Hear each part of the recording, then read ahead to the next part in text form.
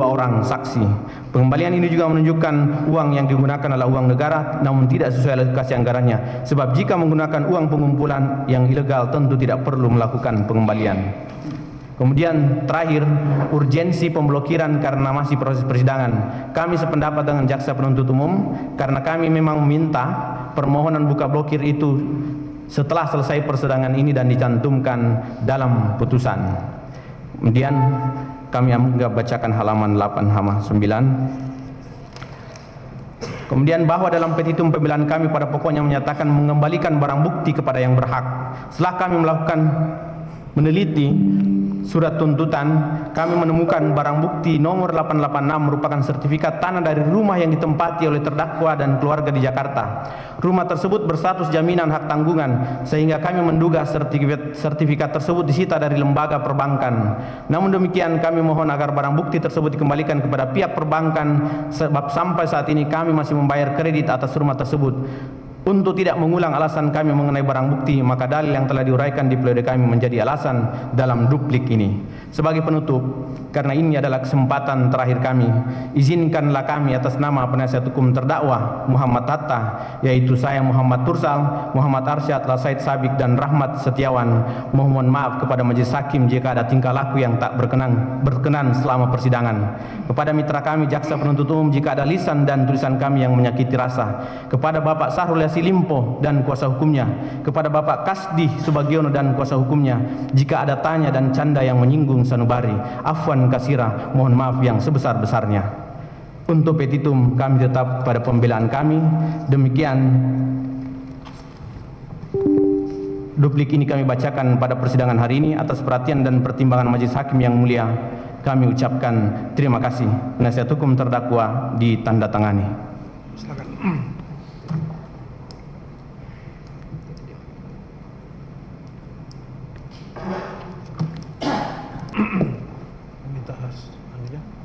Minta soft copy-nya ya, kalau ada ya, soft copy ya, soft copy ya dari sidang hari ini ya. Baik, saudara bersabar ya, nanti sampai selesai pembacaan Kasdi. Silakan dilanjutkan untuk terdakwa Kasdi Subagiono.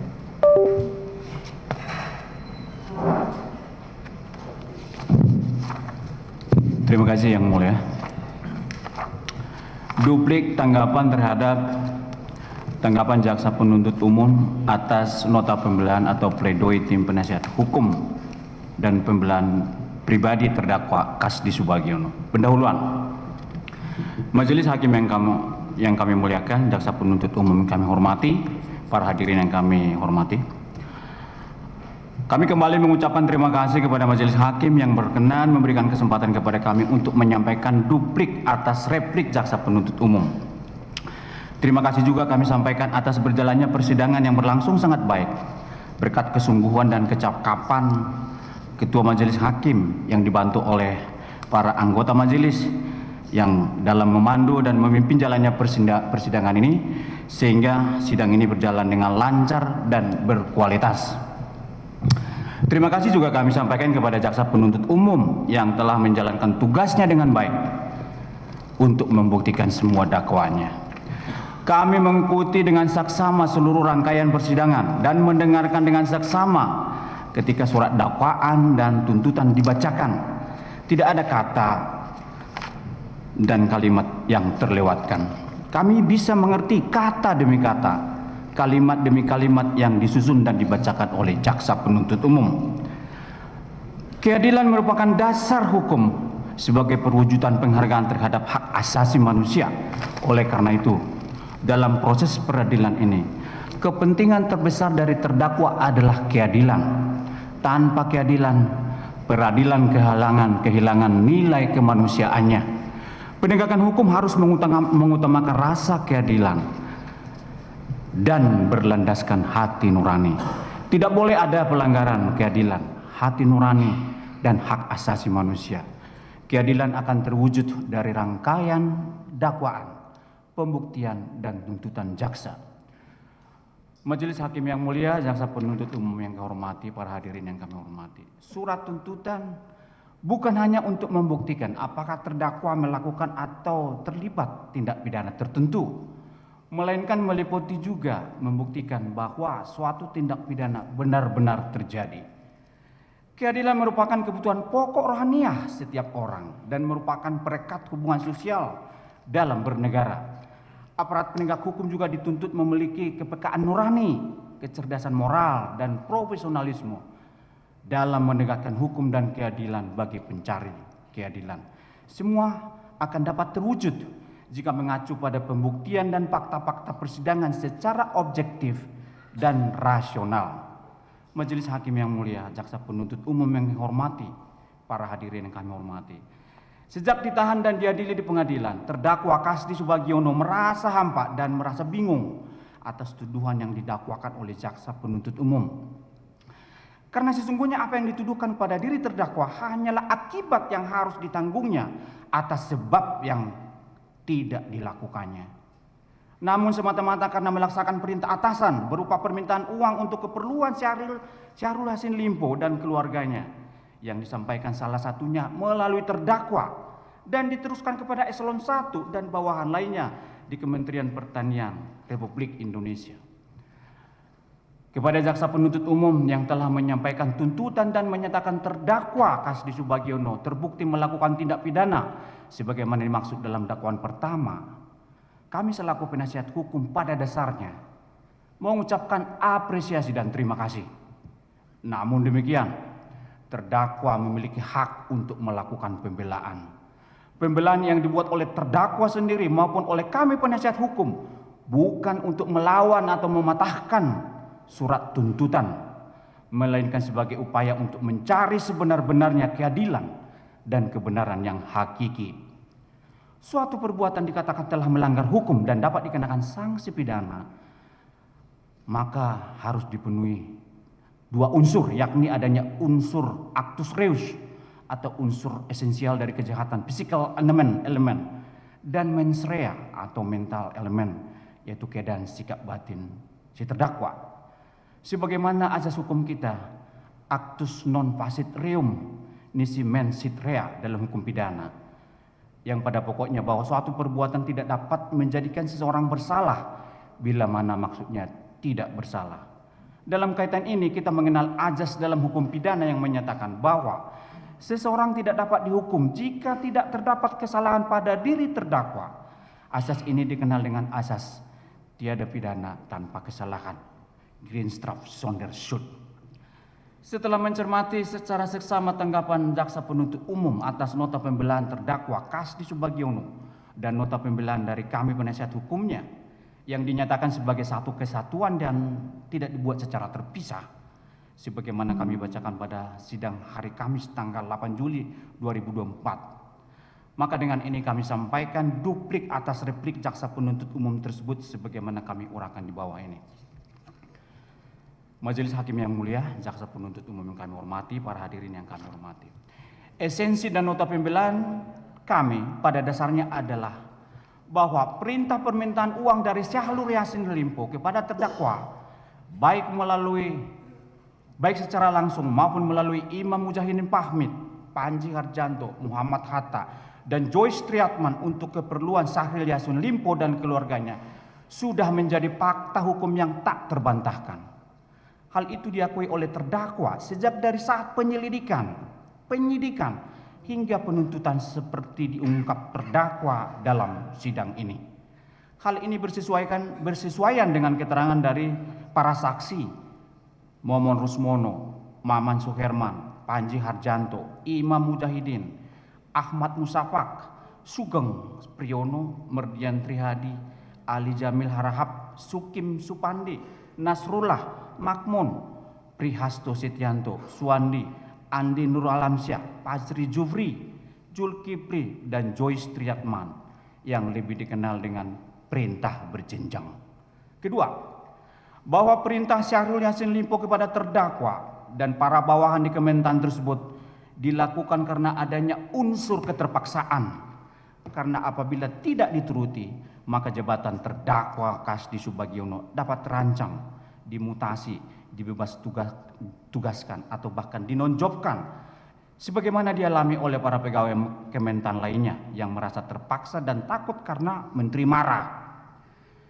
Sudah pula menjadi fakta hukum bahwa praktek sharing ini sudah diketahui semua orang dan menjadi suatu kebiasaan di Kementan serta bukan rahasia lagi.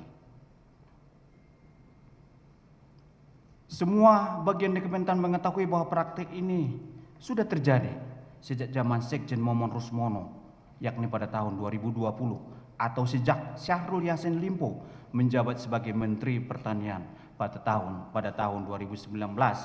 Sebagaimana disebutkan para saksi antara lain Isnar Widodo, Merdian Trihadi, Abdul Hafid, Arif Sofyan, Hermanto, Muhammad Soleh Mukhtar, Priasto Setianto, Jufri, Fahri Jufri, dan Dedi Nur Syamsi. Adanya unsur keterpaksaan melaksanakan perintah Syahrul Yassin Limpo itulah yang kami maksudkan dalam nota pembelaan kami sebagai hal yang dapat meniadakan unsur kesalahan dalam diri terdakwa Kasdi Subagiono.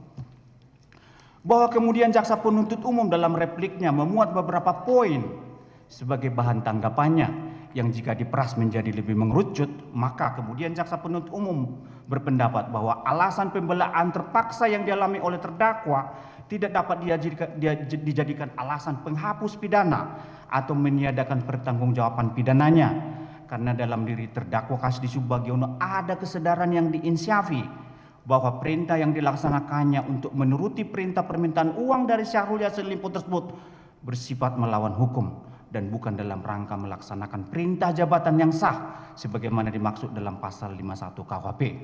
Sehingga oleh karenanya terdakwa dipandang sebagai pihak yang turut memuluskan permintaan Syahrul Yassin Limpo sebagai orang yang turut serta dalam melakukan tindak pidana secara bersama-sama dengan Syahrul Yassin Limpo dan Muhammad Hatta.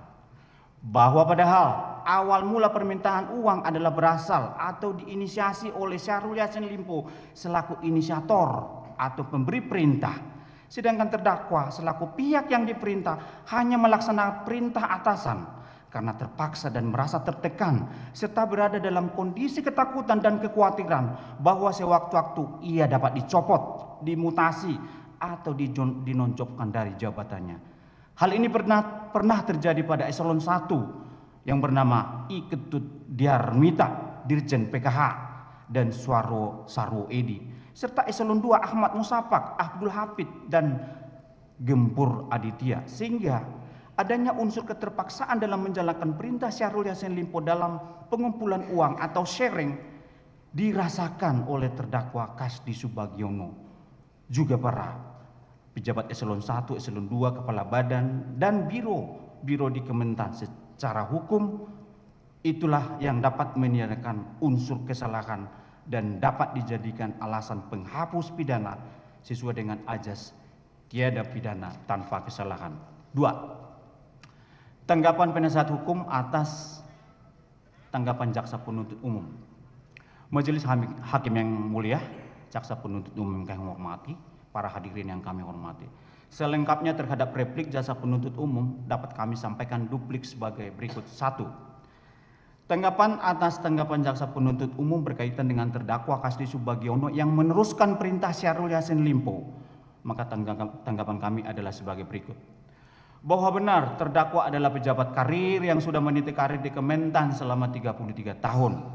Akan tetapi jabatan sebagai sekjen baru dijabatnya pada tanggal 10 Mei 2021.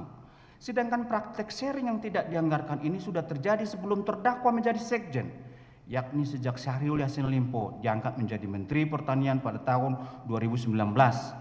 Praktek mana sudah menjadi suatu kebiasaan di Kementan dan melibatkan banyak orang dan bagian di Kementan, sehingga terdakwa Kasdi Subagiono tidak kuasa menolak permintaan Syahrul Yassin Limpo tersebut dan dengan terpaksa melanjutkannya atas perintah atasan.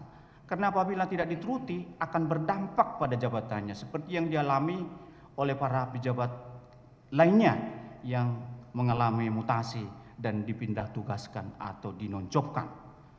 Bahwa jika dikaitkan dengan keterangan ahli Profesor Suparji dalam persidangan ini yang menyatakan antara lain bahwa jika terdapat perintah yang dianggap melanggar undang-undang dan melanggar kewenangan yang dimiliki, Maka karena yang memiliki inisiasi ada pada yang memerintah, maka tanggung jawab pidana ada pada yang bersangkutan. Bahwa bagi yang melaksanakan perintah tersebut dipertimbangkan alasan penghapus pidananya demi keadilan. Karena sebetulnya yang melaksanakan perintah merupakan bagian dari korban.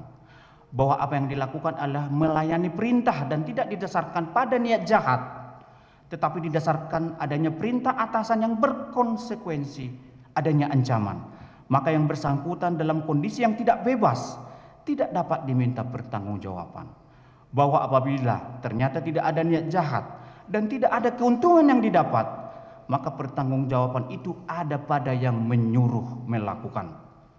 Bahwa oleh karena itu, meskipun perintah Syahrul Yassin Limpo kepada terdakwa bersifat melawan hukum, karena sumber uang untuk keperluan Syahrul Yassin Limpo dan keluarganya tersebut berasal dari uang non-budgeter, namun adanya keterpaksaan karena menteri marah jika tidak memenuhi permintaan tersebut, bahkan terdakwa dapat dimutasi, dipecat atau dinonjobkan seperti yang terjadi pada Iketut Diar Mita, Sarwo Edi, Ahmad Musapak, Abdul Habib dan Gempur Aditya, sehingga terjadi dilema atau situasi psikologis yang menghantui terdakwa yang karena penuh keterpaksaan adanya ancaman dan kekhawatiran bahwa menteri marah dan sewaktu-waktu dapat mencopot terdakwa dari jabatannya, maka situasi itu menyebabkan terdakwa berada pada situasi yang tidak ada kehendak bebas dan kesadaran yang objektif bahwa perintah Syahrul Yassin Limpo tersebut bersifat melawan hukum. Bahwa dengan demikian tanggapan kami atas tanggapan jaksa penuntut umum tersebut beralasan dan dapat diterima. 2. Tanggapan atas tanggapan jaksa penuntut umum terkait bahwa terdakwa adalah pelaku bukan korban dan terdakwa adalah representasi dari Syahrul Yassin Limpo yang turut serta bersama Imam Mujahidin dan Muhammad Hatta untuk menguntungkan Syahrul Yassin Limpo, maka tanggapan kami adalah sebagai berikut. Bahwa tidaklah benar bahwa terdakwa sebagai representasi dari Syahrul Yassin Limpo karena terdakwa menduduki jabatan sekjen murni karena kemampuan, kapasitas, pengalaman dan kecakapan terdakwa sebagai pejabat karir sebagaimana diakui oleh saksi Momon Rusmono, Imam Mujahidin, bahkan oleh saksi mahkota Syahrul Yassin Limpo sendiri mengakui bahwa terdakwa sangat profesional. Representasi yang diartikan sebagai orang kepercayaan atau orang dekat Syahrul Yassin Limpo justru ada pada diri Imam Mujahidin dan Muhammad Hatta yang memang sudah saling kenal dan saling dekat sejak dari Sulawesi Selatan. Bahwa terkait pengumpulan uang untuk keperluan Syahrul Yassin Limpo dan keluarganya tersebut tidak seluruhnya diketahui oleh terdakwa, malahan sangat banyak yang tidak melalui terdakwa. Misalnya pada tahun 2020 Syahrul Yassin Limpo memerintahkan Momon Rusmono untuk keperluan kado ulang tahun jam tangan senilai 14 juta dan jam tangan Go-Shop. Juga ada yang melalui Muhammad Hatta dan Panji Haryanto, serta ada juga yang melalui Imam Mujahidin yang jumlahnya sangat banyak sebagaimana kami sebutkan dalam tabel dalam pledoi pada halaman 53 sampai 61. Bahwa perintah Syahrul Yassin Limpo kepada Momon Rusmono pada dasarnya adalah sama dengan perintah yang disampaikan kepada terdakwa, baik secara langsung maupun melalui Muhammad Hatta atau Imam Mujahidin, meskipun ada penyebutan di ayun-ayun dalam tanda kutip atau seperti diulur-ulur atas permintaan Syahrul Yassin Limpo tersebut. Tapi pada kenyataannya Momon Rusmono tetap saja merealisasikan perintah Syahrul Yassin Limpo tersebut, sehingga tidaklah benar apabila Momon Rusmono disimpulkan sebagai menyadari bahwa perintah Syahrul Yassin Limpo bersifat melawan hukum, sedangkan terdakwa disebutkan sebagai sebaliknya, bahwa terdakwa yang dikesankan dalam tanda kutip aktif memerintah bawahan untuk memenuhi permintaan Syahrul Yassin Limpo tersebut. Maka hal itu terjadi karena berpangkal dari sumber desakan yang sama, yakni diperintahkan Syahrul Yassin Limpo. Hal ini bersesuaian dengan keterangan Prihasto Setianto, Fajri Jupri, dan Dedi Nur Syamsi yang menyatakan bahwa terdakwa diyakini diperintahkan atasan untuk memenuhi permintaan Syahrul Yassin Limpo. Dengan demikian, tidaklah benar apabila dikesankan bahwa terdakwa yang melaksanakan perintah Syahrul Yassin Limpo tersebut untuk menunjukkan loyalitas semata-mata untuk mempertahankan jabatan selaku sekjen, melainkan semata-mata hanya melaksanakan perintah atasan tanpa memikirkan apakah perintah itu berdampak pada terdakwa atau orang lain. Dengan demikian, tanggapan kami atas tanggapan jaksa penuntut umum ini beralasan dan sepatutnya diterima. 3. Tanggapan atas tanggapan jaksa penuntut umum terkait terdakwa Kasdi Subagiono yang melaksanakan perintah atasan karena jabatan sekjen yang dirintis sudah lama sehingga sulit baginya mengelak, padahal dapat saja mundur dari jabatannya tersebut. Maka tanggapan kami adalah sebagai berikut. Bahwa dalam perjalanannya perintah permintaan uang Syahrul Yassin Limpo ini sudah menjadi kebiasaan di Kementan. Semua orang sudah mengetahuinya dan semua melaksanakan karena terpaksa dan tidak ada pejabat yang berani menolaknya. Hal itu dialami oleh terdakwa. Selain karena perintah ini sudah berlangsung sejak tahun 2020, sehingga pada saat kesekjenan terdakwa pada pertengahan tahun 2021, terdakwa tidak kuasa juga menolak melaksanakan perintah Syahrul Yassin Limpo ini. Karena apabila tidak menurutinya, lagi-lagi maka berdampak pada jabatannya berupa pencopotan, dimutasi, atau dinonjobkan seperti yang terjadi pada Eselon I Ketut Diarmida, Sarwo Edi, Ahmad Musapak, Abdul Hafiz, dan Gempur Aditya. Bahwa secara ideal opsi mundur bagi terdakwa Kasdi Subagiono dapat saja ditempuh. Akan tetapi itulah dilema yang dihadapi oleh terdakwa. Karena terpaksa harus melaksanakan perintah Syahrul Yassin Limpo karena takut dimutasi atau dipecat atau dinonjobkan. Sementara ada tanggung jawab yang sangat besar terhadap institusi Kementerian Pertanian untuk melayani kepentingan publik. Mengingat Kementerian Pertanian adalah ujung tombak dalam pengadaan swasembada pangan. Dan Sekjen adalah salah satu jabatan yang strategis dalam rangka pengamanan tersebut. Sehingga dilema itu terus menghantui terdakwa dan dirasakan juga sebagai tekanan fisiologis terus menerus. Bahwa pada akhirnya sekali lagi dilema itu sendiri adalah suatu kondisi fisiologis yang membuat terdakwa pada posisi tertekan secara konstan dan terus menerus. Sehingga kondisi dilematis tersebut sudah merupakan suatu tekanan tersendiri yang terus menghantui terdakwa akibat perintah yang tidak berhenti dari Syahrul Yassin Limpo. Bahwa dunia yang kita hadapi sekarang ini tidaklah dunia yang ideal. Dunia realitas yang kita hadapi sekarang ini sering membuat kita gamang dan anomalis. Terdakwa Kasdi Subagiono yang sudah menitik karir puluhan tahun sehingga mundur dari jabatan dan meninggalkan jabatannya begitu saja bukanlah suatu solusi yang baik dan tidak menyelesaikan masalah, mengingat terdakwa juga memiliki tanggung jawab atas pekerjaannya sebagai sekjen agar tetap terlaksana dan berjalan baik dalam melayani kepentingan umum dan masyarakat.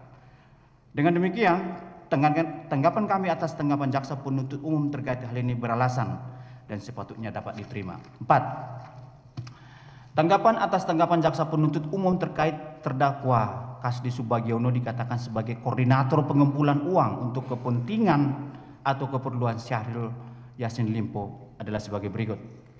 Bahwa sekali lagi adanya kesan terdakwa Kasdi Subagiono aktif menagih kepada para eselon 1 atau bawahan. Hal itu terjadi karena adanya desakan dan tekanan dari Syahrul Yassin Limpo sebagaimana dibenarkan oleh para saksi Dedi Nur Samsi dan Prihasto Setianto yang mengaku bahwa terdakwa dipaksa atasan, dalam hal ini Syahrul Yassin Limpo.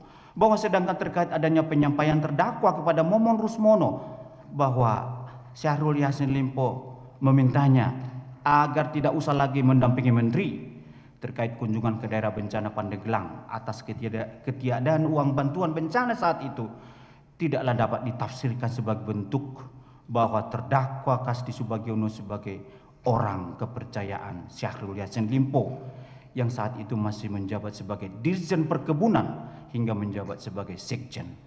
Karena sudah suatu kebiasaan bahwa kunjungan menteri ke daerah bencana biasanya didampingi oleh eselon 1 dan juga sekjen atas kebutuhan.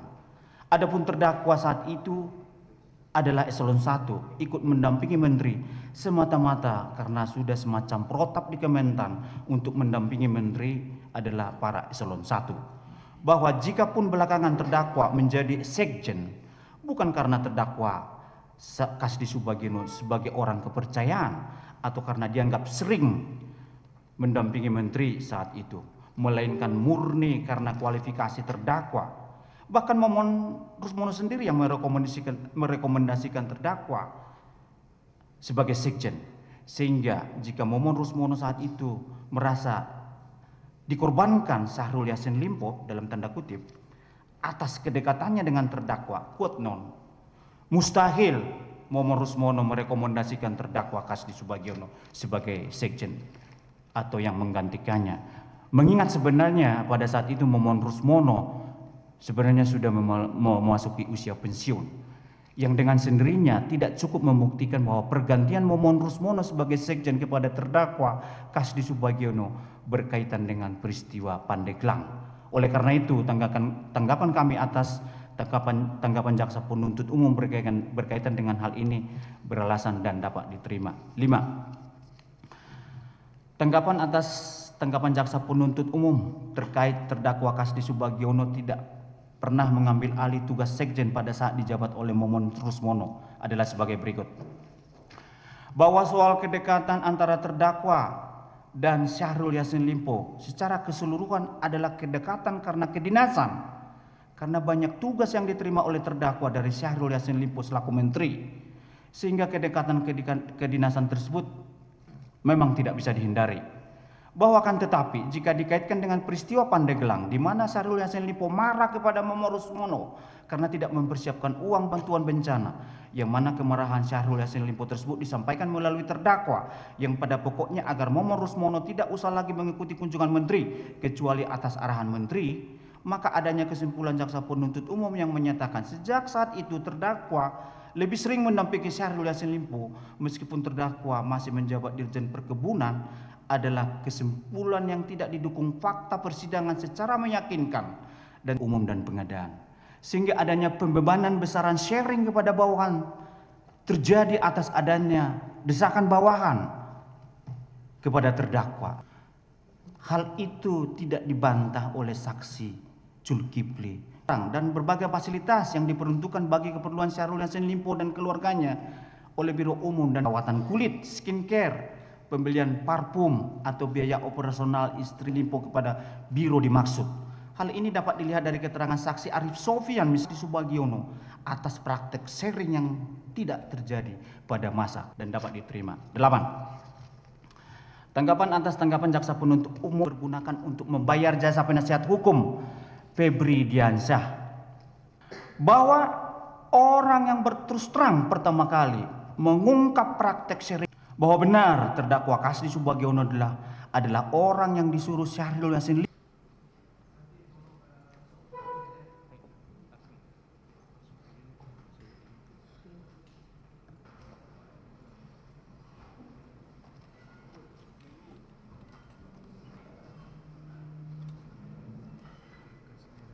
buka dan terbuka untuk umum. Silakan penuntut umum untuk menghadirkan.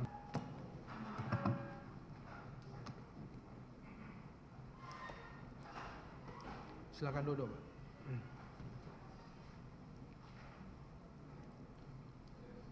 Baik ya. Dan perkara saudara terdakwa hari ini dilanjutkan dengan acara penyampaian duplik. Sehat yang mulia. Alhamdulillah ya. Dari tim penasihat hukum terdakwa sudah siap dengan dupliknya? Sudah siap yang mulia. Sudah siap dibacakan? Siap yang mulia. Baik. Gimana untuk duplik dibacakan oleh tim penasihat hukum ya? Siap, kami yang membacakannya. Oke.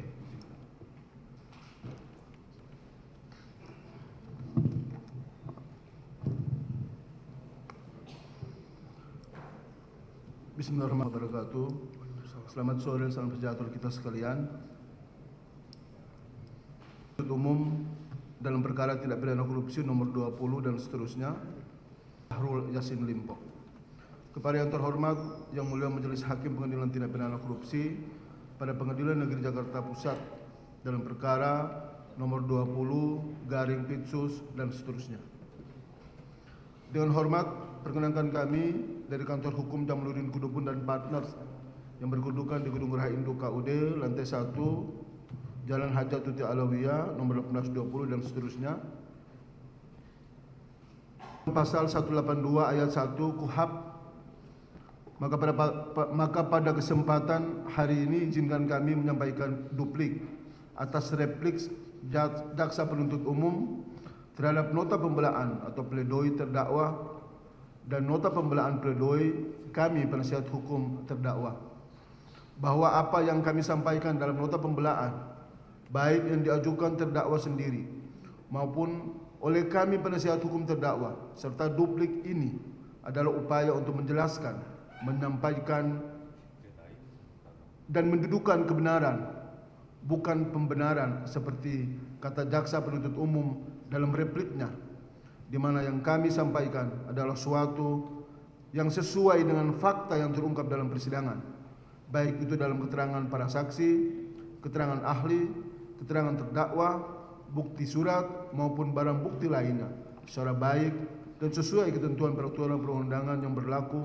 sebagaimana telah kami jelaskan dalam nota pembelaan kami, baik pada poin analisis hukum maupun pada poin analisis yuridis, dengan harapan tidak ada pihak yang tersesat dalam menilai fakta yang terungkap dalam persidangan, agar terang benderang dalam menilai fakta yang terungkap dalam persidangan yang mulia ini. Bahwa pada prinsipnya kami tetap pada nota pembelaan atau pledoi yang telah kami sampaikan, yang telah kami sampaikan dan kami uraikan secara jelas dan tuntas. Dan duplik ini adalah bagian untuk mempertegas kembali nota pembelaan atau pledoi pribadi terdakwa dan nota pembelaan atau pledoi penasihat hukum terdakwa yang merupakan bagian yang tidak terpisahkan dari duplik ini. Maka dengan duplik ini kami akan sampaikan beberapa hal untuk menanggapi replik jaksa penuntut umum yang telah dibacakan pada tanggal 8 Juli 2024 sebagai berikut. 1. Pendahuluan.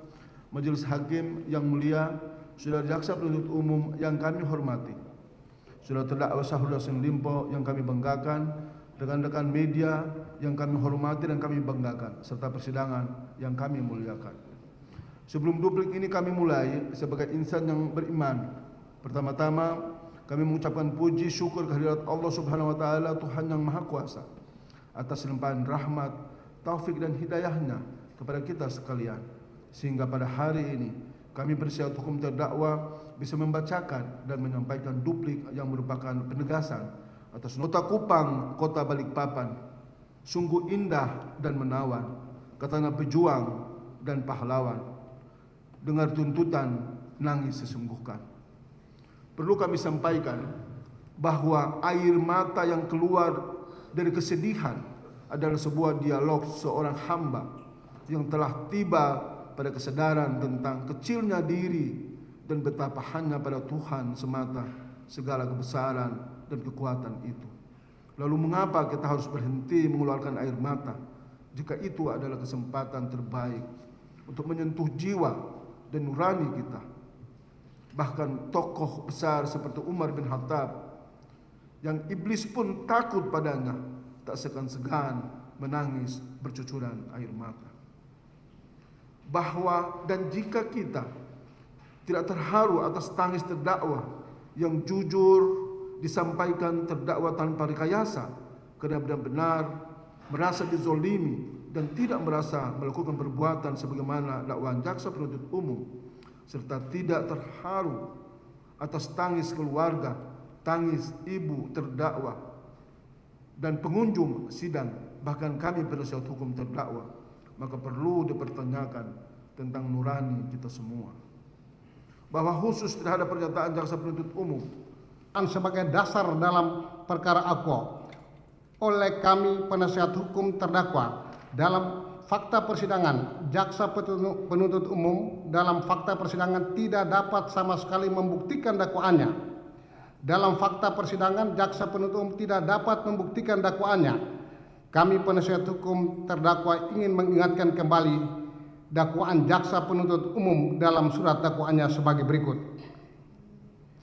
Bahwa setelah terdakwa menjabat sebagai Menteri Pertanian Republik Indonesia sekira awal tahun 2020 bertempat di ruang Menteri Pertanian lantai 2 di kantor Kementerian RI Jalan Harsono RM3 Ragunan Pasar Minggu Jakarta Selatan, terdakwa mengumpulkan dan memerintahkan Imam Mujahidin Fahmid Staf Khusus Menteri Pertanian Republik Indonesia Bidang Kebijakan, Kasdi Subagiono, Direktur Jenderal Perkebunan tahun 2020, Muhammad Hatta dan Panji Haryanto, ajudan terdakwa, untuk melakukan pengumpulan uang patungan atau sharing dari para pejabat eselon 1 di lingkungan Kementan RI yang akan digunakan untuk memenuhi kepentingan pribadi terdakwa dan keluarga terdakwa. Terdakwa juga menyampaikan adanya jatah 20% dari anggaran di masing-masing sekretariat direktorat dan badan pada Kementerian RI, Kementan RI yang harus diberikan kepada terdakwa. Selain itu, terdakwa juga menyampaikan kepada jajaran di bawah terdakwa apabila para pejabat eselon 1 tidak dapat memenuhi permintaan terdakwa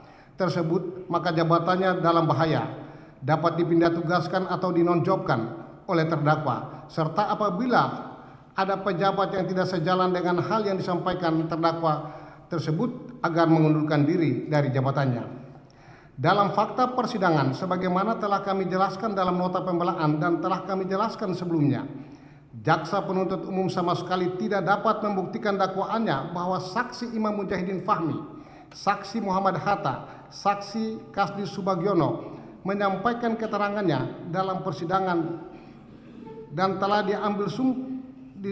telah disumpah menerangkan tidak pernah ada pertemuan tersebut dan tidak pernah ada perintah terdakwa untuk melakukan pengumpulan uang patungan sharing dari eselon 1. Bahkan saksi Panji Haryanto dalam persidangan yang telah memberikan keterangannya di bawah sumpah membantah dakwaan jaksa penuntut umum, di mana dalam keterangannya Panji menjelaskan dirinya tidak ikut dalam pertemuan dan hanya mendengar dari luar, sehingga keterangan Panji Haryanto sudah seharusnya ditolak atau dikesampingkan. Bahwa terkait keterangan Panji Haryanto dalam fakta persidangan sangat tidak masuk akal atau tidak logis, karena berdasarkan fakta persidangan, sekali lagi, saksi Imran Mujahidin, Imam Mujahidin, saksi Muhammad Hatta dan saksi Kasdi Subagiono telah memberikan keterangan di bawah sumpah menyatakan membantah jika pernah ada pertemuan khusus yang diinisiasi oleh terdakwa tentang perintah untuk mengumpulkan uang patungan sharing dari eselon 1 di lingkungan Kementan RI. Jika yang dimaksud jaksa penuntut umum adalah keterangan Panji Haryanto, dalam keterangannya di bawah sumpah telah membantah dakwaan jaksa penuntut umum dan menerangkan jika dirinya tidak ikut pertemuan dan hanya berada di luar. Keterangan saksi Panji yang berubah-ubah saat BAP dan berbeda saat persidangan sudah sepatutnya menurut hukum dikesampingkan. Atau mungkin yang dimaksud jaksa penuntut umum adalah keterangan para saksi eselon 1 lainnya yang hanya mendengar dari saksi Imam Mujahidin, saksi Muhammad Hatta, saksi Kasdi Subagiono dan Panji Haryanto. Telah diklarifikasi oleh para saksi tersebut jika terdakwa tidak pernah memberikan perintah untuk melakukan pengumpulan uang patungan atau sharing. Rangkaian jawab-menjawab dalam persidangan atas perkara ini melalui duplik yang mempertegas nota pembelaan pribadi terdakwa dan nota pembelaan penasihat hukum terdakwa yang merupakan bagian yang tidak terpisahkan untuk menjelaskan fakta yang terungkap dalam persidangan sebagai bantahan atas dakwaan dan tuntutan jaksa penuntut umum. Kami hanya ingin mempertegas lagi beberapa poin penting yang terungkap sebagai fakta persidangan, diantaranya sebagai berikut. Pertama, bahwa terdakwa terbukti tidak pernah memerintahkan, mengelola ataupun menerima secara langsung segala macam uang yang diistilahkan sebagai dana sharing tersebut. Kedua, bahwa terdakwa tidak pernah mengatur segala macam dana operasional yang diperuntukkan bagi perjalanan ataupun kegiatan dinas, baik di dalam ataupun di luar negeri, baik diperoleh maupun penggunaannya. Karena itu bukan tugas terdakwa, melainkan terdakwa hanya mengikuti semua arahan dari pejabat yang bertugas mengatur persiapan dan segala fasilitas yang telah disiapkan untuk itu. 3. Bahwa terdakwa tidak pernah menerima honor dan uang perjalanan yang jumlahnya normatif, bahkan jika dibandingkan dengan fasilitas instansi lain, maka yang diterima terdakwa padahal ia selaku menteri jumlahnya masih jauh lebih kecil. Misalnya seorang pejabat setingkat direktur di BUMN, honor dan uang perjalanannya kurang lebih 300 juta jika melakukan perjalanan ke luar negeri. 4. Bahwa mengenai uang yang diperoleh dalam penggeledahan rumah dinas di Jalan Widya Chandra, perlu kami jelaskan bahwa uang-uang tersebut merupakan pendapatan terdakwa di luar gaji yang dikumpulkan sejak terdakwa menjadi bupati, wakil gubernur, dan berdasarkan fakta persidangan, jaksa penuntut umum tidak dapat membuktikan jika uang-uang tersebut berasal dari hasil kejahatan dan atau tindak pidana. Bahkan uang $30 yang diberikan oleh saksi Kasdi juga tidak dapat dibuktikan oleh jaksa penuntut umum jika berasal dari hasil kejahatan dan atau tindak pidana, karena saksi Kasdi dalam keterangannya membenarkan yang disampaikan terdakwa jika uang tersebut adalah sah dan telah dipertanggungjawabkan. 5. Bahwa pengaturan dan pengelolaan honor uang perjalanan dilakukan oleh Sekjen dan Eselon 1 ke bawah, serta terbukti tidak pernah sekalipun dicampuri oleh terdakwa. Bahkan jika diserahkan kepada terdakwa, selalu ia bertanya, apakah ini dapat dipertanggungjawabkan dan tidak melanggar ketentuan? Yang selalu dijawab, semua sudah dipertanggungjawabkan dan memang merupakan hak terdakwa selaku menteri. 6. Bahwa kondisi yang patut untuk dicermati pada saat itu ialah kondisi darurat COVID-19, El Nino, dan wabah penyakit mulut dan kuku hewan, sehingga banyak langkah dan kegiatan yang terselenggara dalam kondisi extraordinary yang semuanya dilakukan by program oleh Eselon 1 terkait. Segala dana dan biaya program tersebut tidak pernah diatur ataupun melalui terdakwa. Karena itu adalah teknik operasional yang seharusnya memang dijalankan oleh pejabat di bawah menteri. Mengatasi kekeliruan dalam perolehan dakwa di depan persidangan, telah terbukti bahwa semua permintaan atau pemberian yang mengatasnamakan terdakwa atau keluarganya selalu dengan adanya maksud dari pejabat yang memberi, yaitu untuk mempertahankan jabatannya atau berharap naik jabatan, sekalipun pemberian itu tidak pernah diminta dan dikonfirmasi sebelumnya kepada terdakwa. 9. Bahwa terhadap hal-hal selain dan selebihnya kami menyatakan bertetap pada nota pembelaan pledoi yang telah kami ajukan dan bacakan pada persidangan sebelumnya. Izin selanjutnya di akhir Bang. Satu kesatuan dengan nota pembelaan pribadi terdakwa dan nota pembelaan penasihat hukum terdakwa. Semoga Yang Mulia Majelis Hakim mengadili perkara ini tetap teguh, arif dan bijaksana, sehingga kebenaran dan keadilan dalam perkara akuo dapat ditemukan melalui putusan Majelis Hakim yang mulia. Selanjutnya, kami mohon kepada Yang Mulia Majelis Hakim yang memeriksa dan mengadili perkara ini berkenan menjatuhkan putusan sebagaimana dalam nota pembelaan atau pledoi penasihat hukum terdakwa yang dibacakan pada hari Jumat tanggal 5 Juli 2024. Untuk menutup duplik ini, jika masih terdapat keraguan Majelis Hakim yang mulia dalam perkara ini, izinkan selaku penasihat hukum terdakwa mengutip kata-kata Nabi Muhammad SAW bahwasanya menghukum dalam keraguan adalah dosa. Dan di dunia ini hukum juga dikenal dalam keadaan in dubio pro reo, adalah jika terjadi keraguan apakah terdakwa salah atau tidak, maka sebaiknya diberikan hal yang menguntungkan bagi terdakwa. Kami menyadari bahwa kini suatu tanggung jawab yang amat berat berada di hadapan Majelis Hakim yang mulia, di mana penuntut umum, terdakwa, penasihat hukum, dan seluruh pihak menunggu putusan yang akan dijatuhkan. Semua hanya bisa berharap semoga putusan tersebut merupakan putusan yang adil dan objektif, sebagaimana dikatakan oleh Sumarno P. Budianto, salah satu kekuasaan tertinggi yang dipercayakan Tuhan kepada seorang manusia adalah kekuasaan hakim.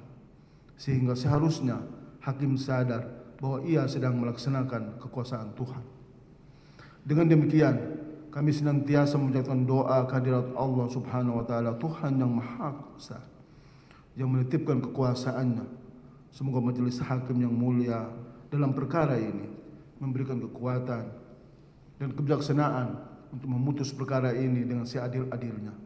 Saya berharap agar dalam perkara ini kemandirian lembaga peradilan masih berada di atas kepentingan segalanya. Kepentingan jabatan, kepentingan institusi, dan pencitraan semata. Demikian duplik ini kami sampaikan menjadi kesatuan yang tidak terpisahkan dengan nota pembelaan kami. Atas perkenan majelis hakim yang memeriksa dan mengadili perkara ini, selaku penasihat hukum terdakwa mengucapkan terima kasih. Menutup duplik ini, izinkan kami dari penasihat hukum menyampaikan firman Allah pada Quran surat Al-Maidah ayat 8 yang artinya, wahai orang-orang yang beriman, jadilah kamu penegak kebenaran karena Allah dan saksi-saksi yang bertindak dengan adil. Janganlah kebencianmu terhadap suatu kaum mendorong kamu untuk berlaku tidak adil. Berlakulah adil, karena adil itu lebih dekat pada takwa.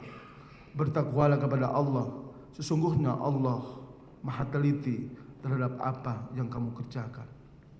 Bahwa kami memohon sebelum pada putusan perkara akuo, kami ingin menyampaikan agar majelis hakim kiranya fokus pada keadilan dan kebenaran yang berdasarkan fakta yang terungkap dalam persidangan yang mulia ini, serta berani memutuskan kebenaran sebagaimana atas hukum Fiat Justitia Rod Qualio. Hendaklah keadilan ditegakkan meskipun langit akan runtuh. Hormat kami tim penasihat hukum Syahrul Yassin Limpo, Haji Jamaluddin Kudubun, SH, dan seterusnya sampai pada Luisu Tahir, SH, ditandatangani. Demikian, wassalamualaikum warahmatullahi wabarakatuh. Selamat sore, salam sejahtera untuk kita sekalian.